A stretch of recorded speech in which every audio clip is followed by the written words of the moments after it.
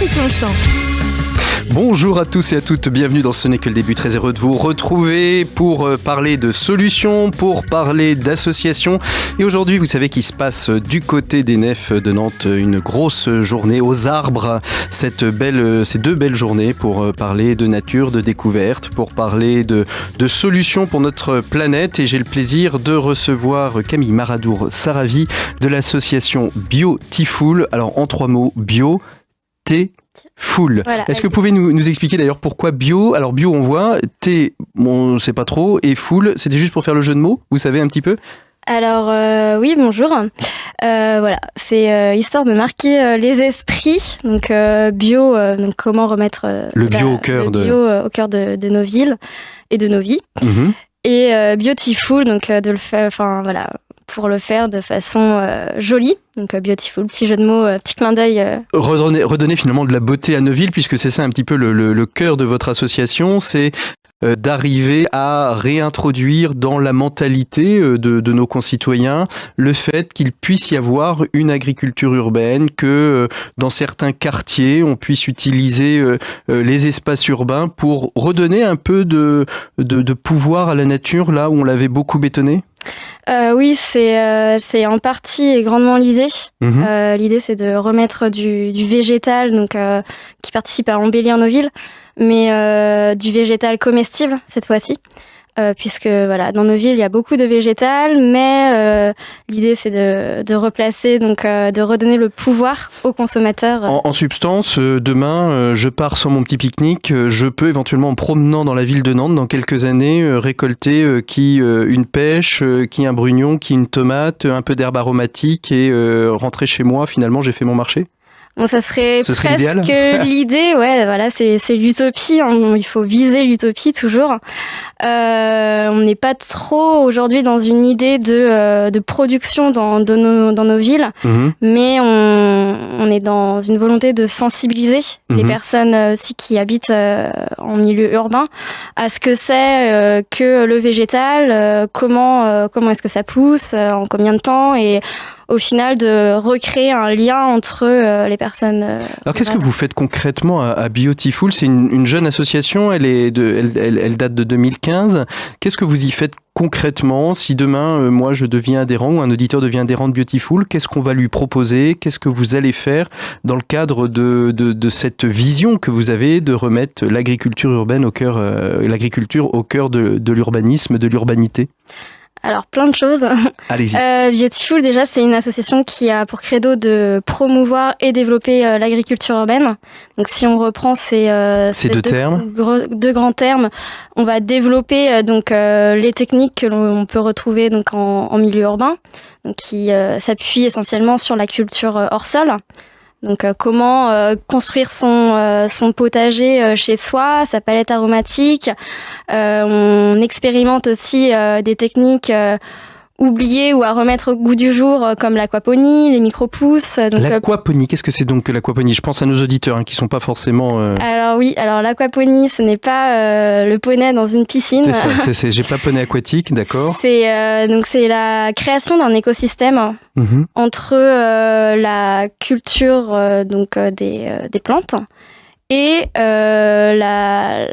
l'environnement des poissons en fait. Donc en substance, l'aquaponie, c'est j'ai un bocal de poissons et finalement les évaporations d'eau vont venir nourrir la terre où j'ai différentes plantes qui poussent, c'est ça un petit peu? Alors voilà, les déchets que rejettent les poissons vont être biofiltrés et ensuite vont se transformer en engrais, en nitrite pour nourrir les plantes qui vont en fait recycler et ensuite rejeter l'eau plus propre dans l'aquarium. Donc ça veut dire que là vous faites des ateliers de formation, vous avez comme ça doit être le cas et comme c'est le cas d'ailleurs en ce moment à la manifestation aux arbres, vous faites des ateliers pour donner en fait les bons conseils pour pouvoir se lancer un petit peu dans une agriculture chez soi au plus près de l'urbanisme.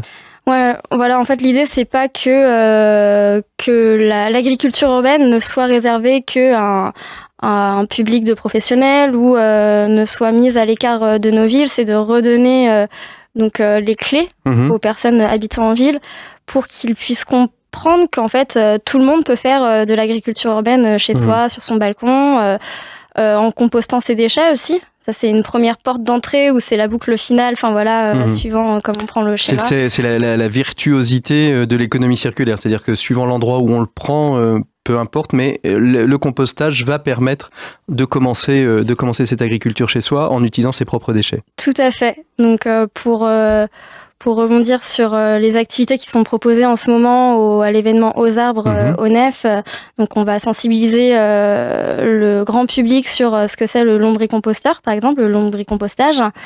On va apprendre aux personnes à créer des palettes aromatiques, donc en réutilisant ce qu'on a chez soi pour en fait contribuer à cette agriculture. Alors ça, c'est la partie, on va dire, un petit peu formation, atelier, puis vous coordonnez, là c'est un petit peu votre job à vous coordonnez un projet qui s'appelle 15 lieux à réinventer. C'est un appel à projet de Nantes Métropole pour dire, voilà, il y a 15 lieux à Nantes qu'il faut réinventer, et vous avez répondu sur une partie de cet appel à projet. C'est ça. Alors, nous, on s'est positionné essentiellement sur un lieu. Lequel ? Alors, c'est l'espace Babonneau, qui se trouve derrière Gare Maritime, dans la continuité de la rue de la Brasserie, rue Babonneau. Donc, c'est un grand espace vert de 500 mètres carrés. Et là, l'idée, c'est de proposer la création d'un jardin à la fois partagé, récréatif et pédagogique, pour justement retrouver ce lien avec la nature, mais aussi le lien entre voisins. Alors on sait que souvent ces lieux-là, sur le papier, c'est vraiment quelque chose de super, on fait un beau paysage, on a des aspirations, mais comment est-ce qu'on arrive à ce que un quartier se l'approprie, ce lieu ? Parce que finalement on peut avoir un très beau lieu avec une très belle histoire, et puis finalement il y a peut-être que quelques convaincus qui viendront, mais ça n'ira pas beaucoup plus loin. Comment est-ce qu'on travaille aussi la conscientisation des gens du quartier pour qu'ils utilisent et qu'ils s'approprient ce lieu ? Alors effectivement, il y a une vraie démarche de sensibilisation dans le quartier, donc en faisant du porte-à-porte presque, en allant chercher les gens. Ensuite, il y a une grande communication autour des réseaux sociaux, voilà, parce que l'idée, c'est de faire venir aussi des personnes qui n'habitent pas dans ce quartier et le faire vivre durablement. Donc là, c'est le rôle de Beautiful, en accompagnant justement ces personnes qui veulent s'approprier ce lieu pour qu'il soit durable dans le temps. Donc on va proposer des ateliers, on va accompagner les habitants Vous allez créer un peu d'événementiel en fait sur ce lieu pour que les gens amorcent en fait la venue des gens sur ce tiers-lieu. Et l'idée, c'est de créer des temps forts pour en fait faire vivre ce lieu. Alors vous dites pédagogico-ludique, qu'est-ce qu'on va pouvoir trouver sur ce lieu ? Alors ce lieu, il sera découpé en 3 espaces en fait. Un espace valorisation des biodéchets, donc avec un composteur, un lombricomposteur et un poulailler aussi. Histoire de montrer différentes formes de valorisation des déchets, un espace de culture potagère et enfin un espace où il y aura de la convivialité avec du mobilier, des abris, et voilà, c'est l'idée de créer une boucle vertueuse. Une boucle vertueuse entre tous ces lieux à l'intérieur de ce lieu en fait. C'est ça. Alors, si on veut vous rejoindre, alors on peut voter sur ce tiers-lieu parce que c'est un appel à projet, donc il y a besoin de vote et ça ouvre demain jusqu'au 25 juin. Du 9 au 25 juin, on peut aller sur quel site pour voter pour votre projet ? Alors tout à fait, donc l'ouverture de vote c'est dès demain jusqu'au 23 juin. Petite rectification, donc il y a 15 jours pour 15 voter. 15 jours intenses, voilà. Donc alors on peut voter sur le site de Nantenco. En ligne. On peut aussi voter dans les mairies nantaises. Et enfin, à la carrière Misery. Donc, c'est un vote qui est ouvert aux habitants nantais à partir de 16 ans. Donc, pas simplement dès 18 ans. Voilà, donc, de 16 ans jusqu'à 99 ans, c'est-à-dire jusqu'à ce que vous ne soyez pas mort, vous pouvez voter. Vous allez sur le site Nantenco et donc là, vous allez trouver le nouveau projet des 15 lieux à réinventer de l'espace Babonneau de Beautiful. Si on veut vous rejoindre, il y a un site internet, une page Facebook, on peut retrouver votre actualité, votre activité. C'est ça, donc on a une page internet, donc bio-t-full.org.